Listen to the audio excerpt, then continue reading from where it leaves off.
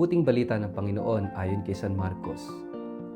Kinagabihay sinabi ni Jesus sa mga alagad, tumawid tayo sa ibayo. Kaya't iniwan nila ang mga tao at sumakay sila sa bangkang sinasakyan ni Jesus upang tumawid ng lawa. May iba pang mga bangkang nakisabay sa kanila. Habang naglalayag, inabot sila ng malakas na bagyo.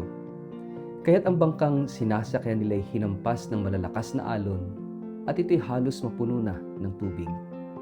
Si Jesus ay natutulog noon sa may hulihan ng bangka. Nakahilig sa isang unan. Ginising siya ng mga alagad at sinabi, "Guro, baliwala ba sa inyo kung mapahamak kami?" Bumangon si Jesus at sinaway ang hangin, "Tigil!" At sinabi sa lawa, "Tumahimik ka." Tumigil nga ang hangin at tumahimik ang lawa. Pagkatapos sinabi niya sa mga alagad, "Bakit kayo natatakot? Hanggang ngayon ba'y wala pa rin kayong pananampalataya?" Natakot sila ng labis at namangha. Sabi nila sa isa't isa, "Anong klaseng tao ito? Pati hangin at lawa ay sumusunod sa kanya." Ang mabuting balita ng Panginoon. Word of the day, hear what God has to say. Mapagpalang araw po sa inyong lahat. Kumusta po kayo? Ang ating word of the day ay trust. Happy Feast Day of St. John Bosco. May mga sandali sa buhay na parang biglang dumilim ang langit kahit payapa ang simula. Maayos ang takbo, malinaw ang direksyon, at tiwala tayong makarating sa paroroonan. Hanggang sa may dumating na unos. Ganito ang tagpong inilalarawan ng Ebanghelyo ngayon. Isang bangka, isang paglalakbay, isang biglaang bagyo. At sa gitna ng lahat ng ito, isang salita yung humahawak sa buong mensahe. Tiwala. Trust. Nagsimula ang kwento sa isang simpleng paanyaya ni Jesus. Tumawid tayo sa kabilang ibayo. Walang babala, walang paliwanag, walang pangakong magiging madali. Sumunod ang mga alagad. Sumakay sila sa bangka. Dala ang kanilang karanasan bilang mangingisda. Dala ang kanilang lakas at kakayahan. Ngunit habang nasa gitna ng lawa, biglang lumakas ang hangin. Hinampas ng alon ang bangka. Napuno ito ng tubig at si Jesus natutulog sa hulihan, sa ibabaw ng unan. Ang tagpong ito ay napakalapit sa ating karanasan. Ilang beses na ba tayong sumunod sa Diyos? Gumawa ng tama, naglakad sa landas ng pananampalataya, at pagkatapos ay tila lalong naging mahirap yung buhay natin. Ilang beses nating naitanong, "Panginoon, bakit ngayon pa? Kaya naman, nasaan ka?" Ang unos ay hindi palatandaan na wala ang Diyos. Minsan ito pa nga ang patunay na tayo ay nasa tamang paglalakbay. Sa gitna ng takot, ginising ng mga alagad si Jesus. "Guro, wala ka bang pakialam kung kami mamatay?" Hindi ito tanong ng teolohiya. Ito'y sigaw ng puso. Kapag ang takot ay umabot na sa buto, ang tanong ay hindi na kung sino ang Diyos, kundi kung may malasakit pa ba siya. Dito makikita ang kahinaan ng tao.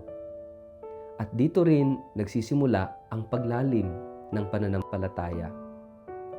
Tumayo si Jesus, pinagalitan ng hangin at sinabi sa dagat, "Tumahimik ka, manahimik ka." At biglang nagkaroon ng lubos na katahimikan. Hindi lamang ang dagat ang tumahimik, kundi pati ang loob ng mga alagad. Ngunit pagkatapos ng himala, may tanong si Jesus na mas mabigat pa kaysa dun sa unos. "Bakit kayo natatakot?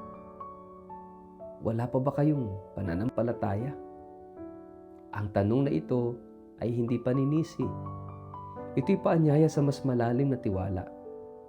Sapagkat ang tunay na pananampalataya ay hindi nasusukat sa kawalan ng bagyo, kundi sa presensya ng tiwala sa gitna ng bagyo.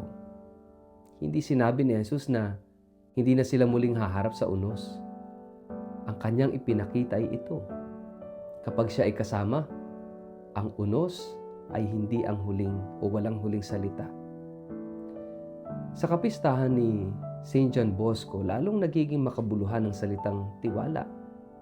Ang kanyang buhay ay puno ng unos, kahirapan, pagtutol, kakulangan at pangungutya. Ngunit hindi siya tumigil sa misyon para sa kabataan. May tiwala siya sa Diyos at tiwala rin siya sa kabataan, kahit sila itinuturing noon na problema ng lipunan. Sa gitna ng kaguluhan ng kanyang panahon, naniwala siya na may kabutihang tumutubo kung may pagmamahal, pangunawa at presensya.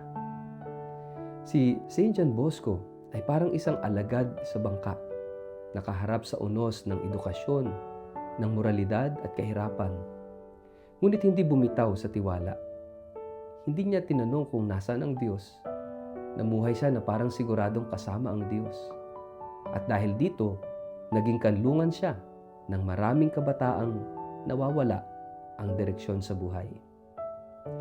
Sa isang malalim na pagtingin, ang bangka sa ating ibanghelyo ay maaaring sumagisag sa ating sariling buhay, pamilya, bukasyon o misyon. Ang dagat ay ang kawalang katiyakan. Ang unos ay ang krisis sa kalusugan, sa relasyon, sa pananampalataya, kinabukasan. At si Jesus ay natutulog na Diyos na tila tahimik kapag kailangan natin siya. Ngunit ang tanong, kapag siya tahimik, nawawala ba siya? O hinihintay niya tayong matutong magtiwala? Ang tiwala ay hindi nangangahulugang wala ka ng takot. Ang tiwala ay ang pagpiling kumapit kahit may takot. Ang mga alagad ay natakot, ngunit ginising nila si Jesus. Iyan ang pananampalataya. Dalhin ang takot sa Kanya. Huwag sarilinin, huwag itago, huwag magkunwaring malakas. Ang tiwala ay nag-uumpisa sa pagiging totoo sa harap ng Diyos. May isa pang mahalagang detalye.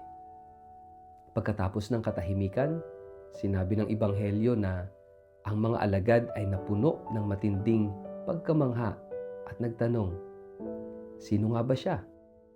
Ibig sabihin, ang unos ay naging daan upang mas makilala nila si Jesus.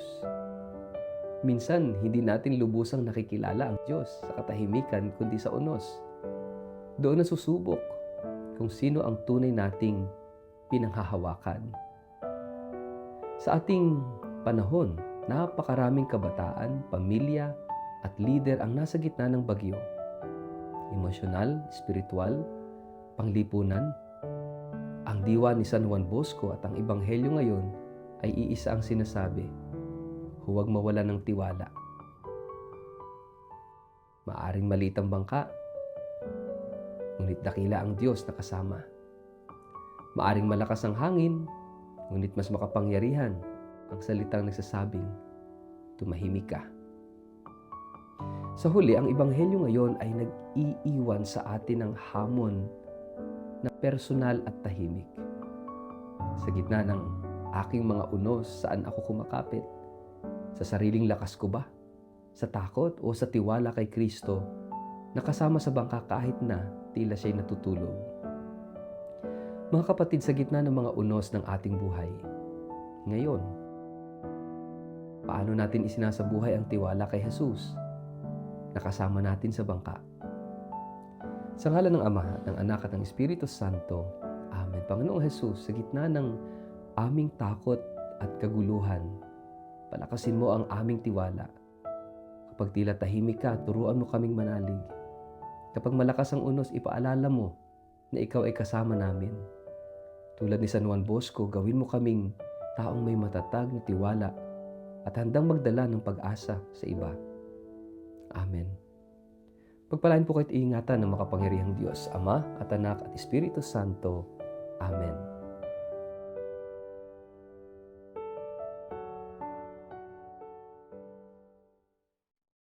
Ikinagagalak naming ipaalam sa inyong lahat ang muling pagbubukas ngayong taong ito ng Hope Center, isang ligtas at mapagkalingang lugar para sa mga nangangailangan ng paggaling at panibagong pag-asa sa buhay.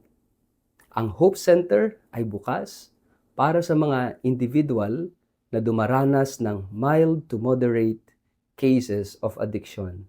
Kabilang na po rito yung pagkakalulong sa droga, pagsusugal, alkoholismo, digital addiction gaya po ng internet addiction, online gaming addiction, at syempre yung online gambling addiction.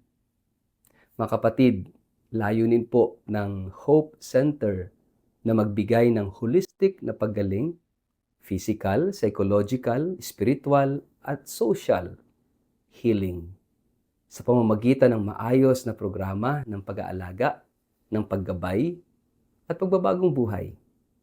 Kung ikaw po o ang isang mahal sa buhay ay naghahanap ng tulong, pag-asa, at bagong simula, bukas po ang aming pintuan para sa inyo.